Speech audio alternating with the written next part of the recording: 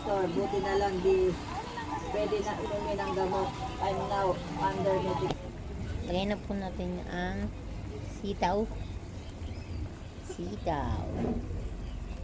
Yan. Ano po yan? Bicol Express.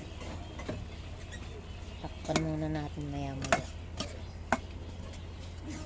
Para lumambot ang sitaw. Takpan na natin. Wow.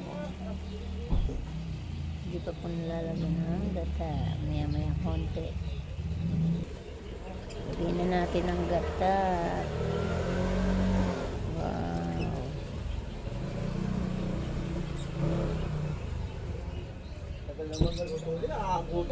Yan. Tatakpan muna natin.